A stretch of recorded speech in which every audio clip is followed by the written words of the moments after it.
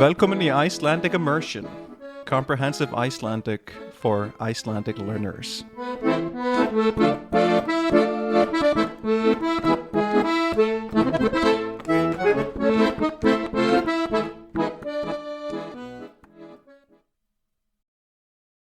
Góðan dag og verður velkomin í þátt númer, er þetta ekki þáttur númer 80? Ég held að það sé málið. Jú, það er rétt. Þetta er þáttur númer 80 af þessu hlaðvarpi. Í dag er ég eiginlega til þess neyddur að fjalla eiginlega ekki neitt, því ég hef rosa stuttan tíma áður en ég þarf að hlaupa út úr húsi og ég hef ekki haft tíma eða næði til þess að taka upp þátt á síðustu dögum sem ég væri helst búinn að gera, en ég er að fara að vera mjög upptekinn alla helgina og ég þarf að vera hlaupinn út í önnur verkefni eftir 20 mínútur. Þannig ég hef ekki efni á því að þagna. Þannig nú ætla ég bara að æfa mig í því að bulla endalaust upp úr mér einhverjum orðum og einhverju máli án þess að stoppa.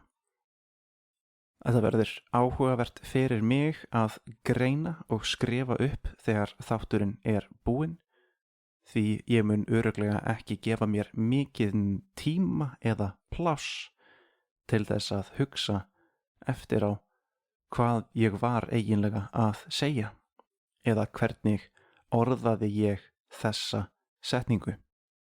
Ég veit ekki hvort að eru einhver ykkar sem að eru kannski að æfa sig í því að rita upp það sem til dæmis ég segi og sjá hvernig það er svo í samanburði við það sem ég hef svo í rauninni sagt, sem þið getur þá séð auðvitað á Patreon síðu þáttarins.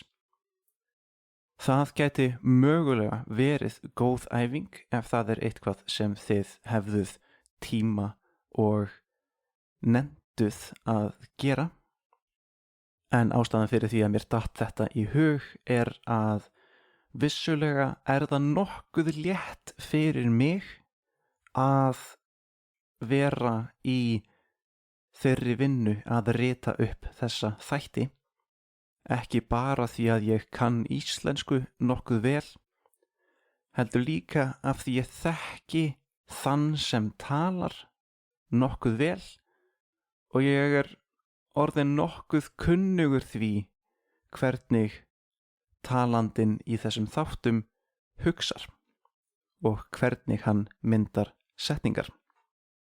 Það er greinilegt að hann býr til mikið af auka setningum, að hann bæti við auka upplýsingum eftir að hann hefur kannski næstum því klárað setningu eða blandar inn einhverjum orðum sem kannski draga úr því hversu mikið hann meinar það sem hann er við það að fara að segja. Og það er vissulega tjáning, það er klárlega leið til þess að miðla upplýsingum sem einhver aðili segir, en það býr vissulega líka til nokkuð erfitt mál að skilja eða allavega nokkuð erfitt mál að aðgreina, svona eins og í setningar. Ég fæ suma nemendur til mín sem eru nokkuð góðir í að skrifa og hafa nokkuð ágætan orðaforða, en hafa það þá kannski sem sinn veikleika að þeir eiga erfitt með að gera sér grein fyrir því hvar eitt orð byrjar eftir að annað orð hefur endað. Og það mér mjög skiljanlegt að sé erfitt, því við sem manneskjur við viljum endilega ná að tjá okkur nokkuð skilvirkt. Við höfum kannski mjög ákveðin hlut í huga og við viljum að aðilinn sem hlustar á okkur skilji sem fyrst og sem best það sem við erum að reyna að koma til skila.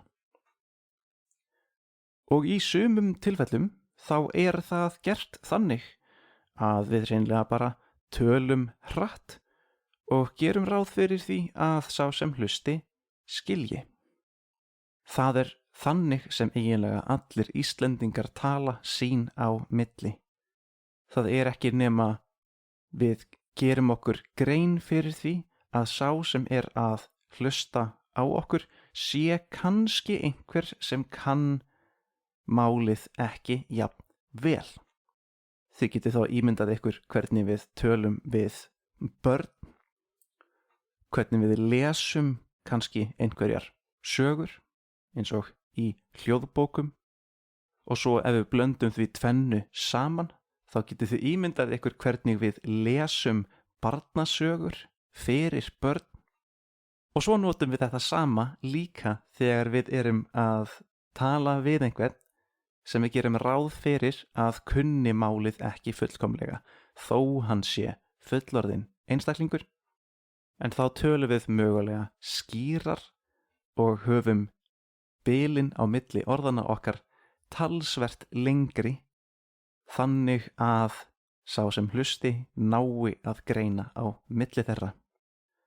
Og þetta að sjálfsögðu það sem ég að gera fyrir ykkur. Að ég tala talsvert hægar og vonandi skýrar en flestir gera þegar þeir tala við aðra Íslendinga sem kunna málið. Þannig ég vona að þetta hjálpi ykkur til að koma með fáeina punkta sem að ég hef örugglega minnst á nokkrum sinnum áður. Þá íslenskan auðvitað með innbyggða punkta í sér, ef við getum kallað það, eða einhverja eiginleika í málinu sem gera okkur kleift að skilja enn betur það sem verið að segja eða allavega að skilja hvar eitt orð byrjar og endar. Og það þá framburðaratriði. Að við leggjum alltaf áherslu á fremsta atkvæðið í orðinu. Þannig þið heyrið meira að segja núna þegar ég að tala næstum því eitt orð í einu að það kemur alltaf einhvers konar púls með því. Það hljómar næstum því eins og eitthvað slag. Ef maður myndi íkja þetta rosalega mikið, þá færi þetta að hljóma eins og rapp, að það verði mjög skýr, hrynjandi, þannig að það hljómi næstum því eins og tónlistartaktur. En þá komum við aftur að gömlu klisjunni að tónlist jú tungumál og tungumál tónlist. Núna þegar ég að segja þetta allt upphátt, þá líður mér eins og ég hafi áður tekið þetta upp í neyð. Það að segja að byrja að tala þetta efni þegar ég hef þurft að bulla eitthvað. Þannig ég biðst forláts á því ef ég að fara í hringi á milli þátta. Núna tókst mér að gera eitthvað sem ég ætlaði ekki að gera og það var að þagna of lengi. Ég var orðinn efins það hvað ég gæti sagt í viðbót vegna þess að ég hafði ekki miklu að bæta við þessa afsökunarbeiðni. Ef við njótum athyglisbrests míns, þá get ég stokkið í að segja að afsökunarbeiðni rosalega ópraktískt orð. Þetta ágætlega einfaldur hlutur.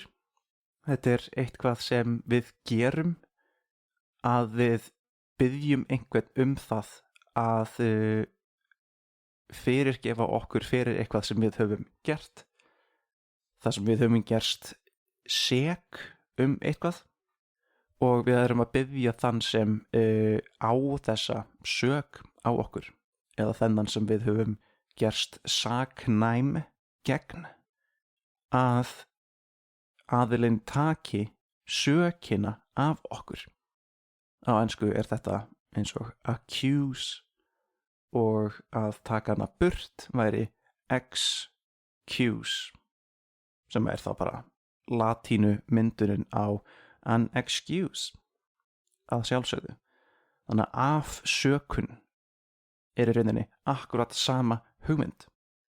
En svo kemur þetta biðni, sem mjög furðulegt orð. Þetta eins og að biðja, og það fær þetta fallega orð biðni, þar sem við höfum breytt þessu sagnorði í nafnorð með svona viðskeyti sem mætti kalla við sem að lýsa einhverju ferli, svona eins og doing, biðni. Frekar en boð. Boð eitthvað sem við notum þegar við eigum við skipun. Þú verður að gera þetta. Að meðan biðni svona það sem við biðjum að svona, værirðu kannski til í að gera þennan hlut fyrir mig. Frekar en að segja, gerðu þennan hlut fyrir mig. Þannig að þarna kannski einhvers konar málfræðileg sálfræði í því hvernig við mundum orðin og mýkjum merkingu þess sem við viljum í rauninni segja með því að nota falleg hljóð og fallegri orð til að meina það. Þannig þegar við segjum afsökunar biðni, þá þetta að ég að biðja þig vinsamlegast að afsaka mig.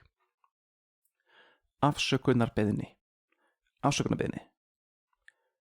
sem bara að sjálfsögðu apology, miklu betra orð, eða hvað.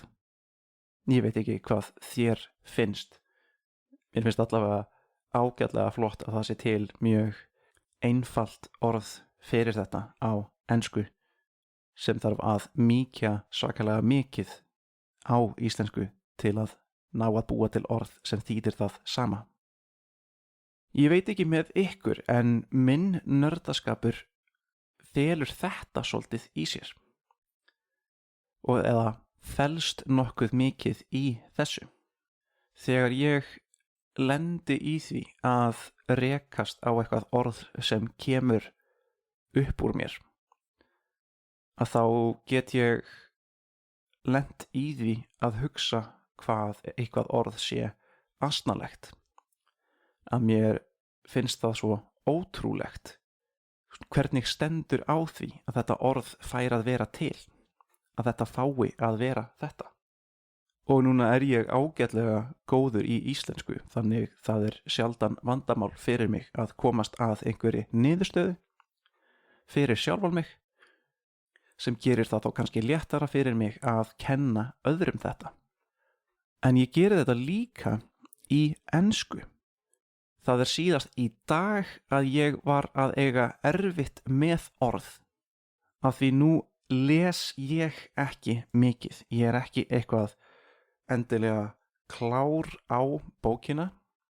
Mér verður reyndar alltaf tekist ágætlega vel í námi, en ég hef ekki kynnst miklum orðaforða eða þess vegna stafsetningu nema í gegnum bara það að hafa verið til og lesið óvart mikla ensku í gegnum mína dvöl á netinu. En netið hefur eiginlega verið til allan þann tíma sem ég hef verið á lífi, sem ég held að sé þá skilgreiningarmerki mína kynslóð, hvort það heiti millennial eða eitthvað annað. En ég var að reyna að skrifa orðið itinerary, því ég þurfti að skrifa skilaboð til útlensks vinar míns, og ég gat ekki stafað það. ég gat ekki skrifað það rétt. Ég fekk alltaf rauða línu þegar ég var að reyna að skrifa orðið upp, sama hvaða sérhljóða ég reyndi að setja inn í orðið. Sem var mjög pirrandi, en ég þá farin þá leið í dag að ég ekki lengur bara að komast að því hvernig orð stafsett, því það bara að fá eitt svar við einfaldri spurningu sem ég get gleymt. Ég þarf að læra þetta kerfislega og ég þarf að skilja orðið, ekki bara vita hvað það þýðir. Ég þarf að skilja orðið svo ég muni þetta alltaf. Og þá ég alltaf að fara í orðsifjar. Literally that means family relations, or like word family, which is the Icelandic word for etymology. Þannig að ég reglulega, bæði í kennslu og svo bara fyrir sjálfan mig, til þess að ég nái að læra þessi orð rétt. Þá leita ég að etymology hvers ensks orð sem ég klúðra, til þess að ég nái að skilja það. Og hérna fyrir framan mig næ ég að lesa þetta sem ég googlaði í dag. Itinerary, origin, uppruni, vissulega latína og kannski ástæðan fyrir því að mér finnst þetta svona framandi orð að þetta greinilega bara úr latínu komið. Þetta varð ekki franskt eða ítalskt í millitíðinni.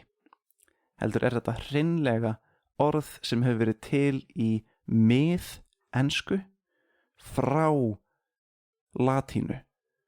En iter og itiner þýðir ferðalag eða vegur. Og í ákveðinu beygingu latínunar verður þetta seinna að itinerarius, sem þýðir tilheyrandi ferðalags eða vegar. Þannig eins og bara eignarfallið af itiner. Seinna verður þetta itinerarium sem verður að itinerary. Og auðvitað breytist það mikið í framburði, í millitíðinni. Þannig að ekki skrítið að ég tengi ekki neitt við þetta orð ef þetta kemur bara upp úr latínu og inn í enskuna frá latínunni, þegar það hafa orðið jafn mikil hljóðskipti í millitíðinni og ég á engan latínu bakgrunn, því íslenskan eins og þið vitið svo hreinræktað germanskt norrænt mál. Ég talaði í einhverjum eldgömlum þætti latínu á íslensku sem þá yfirleitt alltaf tengd kirkjunni, en það var kirkjan kaþólsk þegar hún kom fyrst og þá allt guðatengt mál á latínu. Þannig ég næ að læra orð með þessum hætti og ég mæli með því að þið kannski nýtið ykkur svipaðar leiðir, að þið lærið ekki hreinlega hvað orð þýðir, heldur að þið lærið hvernig þið getið skilið orðið.